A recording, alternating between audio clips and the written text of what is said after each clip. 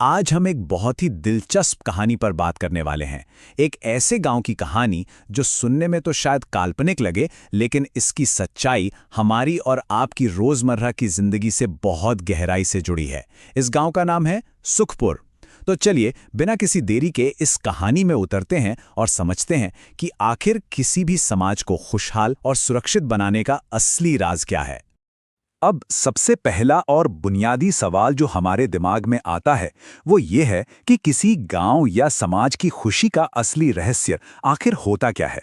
जरा सोचिए, जब हम एक सफल समाज के बारे में सोचते हैं तो हमारा ध्यान अक्सर बड़ी बड़ी इमारतों, पैसों या आर्थिक तरक्की पर जाता है ना? लेकिन क्या वाकई सिर्फ पैसा ही शांति ला सकता है, या फिर कोई ऐसा अदृश्य ढांचा है, कोई ऐसी नींव है जो समाज के हर वर्ग को एक साथ बांध कर रखती है? आइए इसी अदृश्य ढांचे को थोड़ा करीब से समझते हैं। अगर हम सुखपुर को देखें तो इसकी जो तस्वीर उभर कर आती है वो वाकई बेहद खूबसूरत है। देखिए, ये कोई ऐसा गांव नहीं है जहां सिर्फ एक ही तरह के लोग रहते हों। बिल्कुल नहीं। यहां अलग अलग जातियों, विविध धर्मों और अलग अलग बैकग्राउंड वाले परिवार एक साथ पूरे तालमेल के साथ रहते हैं। इतनी भारी विविधता और फिर भी बिना किसी बड़े झगड़े के उनका एक साथ रहना, ये किसी चमत्कार से कम नहीं लगता। लेकिन सच कहूं तो ये कोई जादू नहीं है जो अपने आप हो गया हो। इस बात को जमीनी स्तर पर समझने के लिए जरा गांव के स्कूल में चलते हैं। अब यहां देखिए, रवि जो एक दलित परिवार से आता है और मोहन जो एक सवर्ण परिवार से है, दोनों बिल्कुल एक ही डेस्क पर बैठकर पढ़ाई कर रहे हैं। ये सिर्फ कोई आम सा दृश्य नहीं है, बल्कि ये उस समाज का एक बहुत ही शक्तिशाली प्रतीक है। एक ऐसा समाज जहां जन्म के आधार पर कोई छोटा या बड़ा नहीं होता। शिक्षा के उस मंदिर में दोनों बिल्कुल एक बराबर हैं। पर खैर, समाज में सब कुछ हमेशा इतना आसान तो होता नहीं है ना? पुरानी सोच अक्सर बदलाव का रास्ता रोकती है। जैसे यहां एक ग्रामीण आपत्ति जताता है और कहता है कि रवि को तो अलग बैठना चाहिए। अब ये एक ऐसा पल था जहां गांव की शांति पूरी तरह से भंग हो सकती थी। लेकिन तभी मास्टर जी का जवाब आता है, एक बहुत ही स्पष्ट और दृढ़ नहीं। और यकीन मानिए, मास्टर जी का यह साधारण सा इनकार अपने आप में बहुत बड़ा वजन रखता है। अब आप सोच रहे होंगे कि मास्टर जी ने इतनी सख्ती से मना क्यों किया। तो देखिए, उनका ये इनकार कोई उनकी पर्सनल जिद नहीं थी। इसका आधार बहुत मजबूत था और वो है समानता का अधिकार। हमारा कानून बहुत ही स्पष्ट शब्दों में कहता है कि देश के सभी नागरिक समान हैं। जाति, धर्म या बैकग्राउंड के नाम पर आप किसी के साथ भी भेदभाव नहीं कर सकते। तो मास्टर जी दरअसल क्लासरूम में इसी मौलिक अधिकार को लागू कर रहे थे। चलिए इस व्यवस्था को थोड़ा और गहराई से परखते हैं। यहाँ सीमा की कहानी देखते हैं। सीमा पंचायत के सामने खड़ी है, जो कि गांव की सत्ता का केंद्र है, और वो बिना किसी डर, बिना किसी झिझक के एक टूटी हुई सड़क के बारे में खुलकर शिकायत कर रही है। इसमें सबसे कमाल की बात यह है कि वहां मौजूद कोई भी ताकतवर इंसान उसे बोलने से या सवाल उठाने से रोक नहीं रहा है। तो सवाल यह है कि सीमा के अंदर ये बेखौफ रवैया आया कहां से? इसका सीधा सा जवाब है स्वतंत्रता का अधिकार। ये अधिकार हर एक नागरिक को खुलकर अपने विचार रखने, सत्ता के सामने बिना डरे अपनी बात कहने और अपनी पसंद का काम चुनने की पूरी आजादी देता है। सीमा का पंचायत में इस तरह बेखौफ होकर बोलना दरअसल इसी अधिकार का एकदम जीता जागता उदाहरण है। लेकिन देखिए, हर कहानी के कुछ स्याह पहलू भी होते हैं। कभी कभी ताकतवर लोग कमजोरों का फायदा उठाने की पूरी कोशिश करते हैं। अब सुखपुर के इस अमीर और रसूखदार जमींदार को ही ले लीजिए। वो रामू नाम के गरीब व्यक्ति से अपने खेतों में बिना पैसे दिए, यानी बिल्कुल मुफ्त में काम करवाने की मांग करता है। ये अपनी ताकत और रसूख के दुरुपयोग का एक बहुत ही साफ उदाहरण है। अब जमींदार की इस अनुचित मांग पर रामू का जो रिएक्शन है ना, वो वाकई प्रेरणादायक है।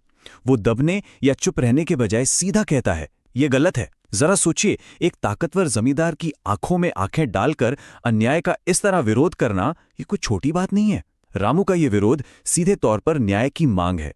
और रामू को ये गजब का साहस हवा से नहीं मिलता। ये ताकत उसे मिलती है शोषण के विरुद्ध अधिकार से। ये अधिकार इस बात की गारंटी देता है कि ताकतवर लोग कमजोरों को दबा ना सकें। किसी से भी जबरदस्ती काम करवाना या छोटे बच्चों से मजदूरी करवाना, ये कानूनन सख्त मना है। आसान शब्दों में कहे तो ये अधिकार कमजोर वर्गों के लिए एक बहुत ही मजबूत ढाल की तरह काम करता है। सुखपुर के सामाजिक ताने-बाने को समझने के लिए जरा गांव के धार्मिक विविधता पर भी नजर डालते हैं। इस छोटे से गांव में आपको अलग अलग आस्थाओं के पूजा स्थल मिल जाएंगे। यहाँ मंदिर भी है, मस्जिद भी है और गुरुद्वारा भी। लोग अपनी अपनी आस्था के हिसाब से प्रार्थना करते हैं। और सबसे खूबसूरत बात तो ये है कि जब त्योहार आते हैं तो सब खुशी खुशी एक दूसरे के जश्न में शामिल होते हैं। अब ये जो कमाल का सांप्रदायिक सद्भाव है, ये इसलिए मुमकिन हो पाया है क्योंकि यहाँ धार्मिक स्वतंत्रता का अधिकार लागू है। इसका मतलब बहुत ही सिंपल है, हर इंसान को अपना धर्म चुनने और उसे मानने की पूरी आज़ादी है। कोई भी बहुसंख्यक समूह या ताकतवर इंसान किसी दूसरे पर अपने धार्मिक विचार थोप नहीं सकता। और सही मायने में यही वो नियम है जो इतनी विविधता को एकता के धागे में पिरोकर रखता है। बड़े धर्मों के अलावा जो छोटे या अल्पसंख्यक समूह हैं, उनकी अपनी पहचान भी तो उतनी ही अहम है ना। जैसे यहाँ देखिए, एक आदिवासी परिवार बहुत ही गर्व के साथ अपने बच्चों को अपनी सदियों पुरानी मूल भाषा और अपनी अनूठी परंपराएं सिखा रहा है। अपनी जड़ों को जिंदा रखने और अपनी सांस्कृतिक विरासत को अगली पीढ़ी तक पहुंचाने का ये एक बेहद शानदार प्रयास है। अब इस बात को पक्का करने के लिए कि अल्पसंख्यक समूहों की ये खास आवाज कहीं बहुसंख्यकों के शोर में दब न जाए, संस्कृति और शिक्षा संबंधी अधिकार बनाए गए हैं। ये अधिकार विशेष रूप से अल्पसंख्यक वर्गों को ये कानूनी आज़ादी देते हैं कि वे अपनी विशिष्ट संस्कृति, अपनी भाषा और अपनी अनूठी परंपराओं को पूरी तरह से सुरक्षित रख सकें। लेकिन हम सब जानते हैं कि कोई भी व्यवस्था कभी भी 100% परफेक्ट नहीं होती। क्या हो अगर संस्थाएं खुद ही गलती करने लगें? यहाँ हमारी कहानी में एक बड़ा मोड़ आता है। गांव की पंचायत, जिसका काम न्याय करना है, वही गलत तरीके से गीता नाम की एक महिला की जमीन पर कब्जा कर लेती है। मतलब अब रक्षक ही भक्षक बन गया है। तो क्या गीता को हार मान लेनी चाहिए? बिल्कुल नहीं। ऐसे अन्याय के सामने झुकना ही इकलौता रास्ता नहीं है। न्याय पाने की एक पूरी प्रक्रिया बनी हुई है। देखिए कैसे।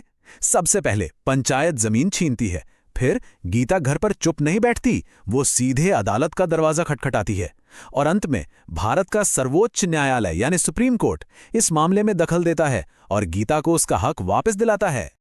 अब गीता के पास इतनी बड़ी संस्था से टकराने की ताकत कहां से आई? ये ताकत उसे दी है संवैधानिक उपचारों के अधिकार ने। सच कहूं तो अगर ये अधिकार न होना तो बाकी के सारे अधिकार सिर्फ कागज पर लिखे खोखले शब्द रह जाएंगे। ये वो ब्रह्मास्त्र है जो नागरिकों को ये ताकत देता है कि अगर उनके किसी भी मौलिक अधिकार का हनन हो तो वे सीधे सुप्रीम कोर्ट तक का दरवाजा खटखटा सकते हैं। ये पक्का करता है कि अधिकार सिर्फ एक वादा नहीं बल्कि एक ठोस हकीकत है। तो सुखपुर के अलग अलग लोगों की इन कहानियों से गुजरने के बाद अब हम इस गांव की खुशहाली के राज को आसानी से समेट सकते हैं। इसके 4 मुख्य स्तंभ हैं: सभी के साथ एकदम समान व्यवहार, बेखौफ होकर अपनी बात बोलने की आज़ादी, किसी भी तरह के शोषण से सुरक्षा और अपनी संस्कृति व धर्म को मानने की पूरी स्वतंत्रता। यही वो 4 तत्व हैं जो मिलकर एक इतने शांतिपूर्ण समाज की नींव रखते हैं। कुल मिलाकर अगर हम देखें तो सुखपुर में जो रोजमर्रा की शांति और खुशी हमें दिखाई देती है, वो कोई चमत्कार या जादू नहीं है। वो जमीनी स्तर पर काम कर रहे इन्हीं मौलिक अधिकारों का बिल्कुल सीधा परिणाम है। ये मौलिक अधिकार दरअसल वो जरूरी औजार हैं जो किसी भी समाज को ये सिखाते हैं कि आपस में गरिमा, सम्मान और एक सच्ची आज़ादी के साथ कैसे जिया जाए। और इस पूरी चर्चा के अंत में एक बहुत ही गहरा सवाल है जो हमें सोचने पे मजबूर करता है। क्या ये मौलिक अधिकार सिर्फ कानून की किताबों में बंद कुछ नीरस से नियम हैं, या फिर जैसा कि हमने सुखपुर की इस कहानी में देखा, क्या ये वास्तव में किसी भी समाज की खुशी और सुरक्षा की असली नींव हैं? इस पर जरा गहराई से विचार जरूर कीजिएगा, क्योंकि ये सिर्फ नियम नहीं है बल्कि एक बेहतर और सम्मानजनक जिंदगी जीने के तरीके हैं।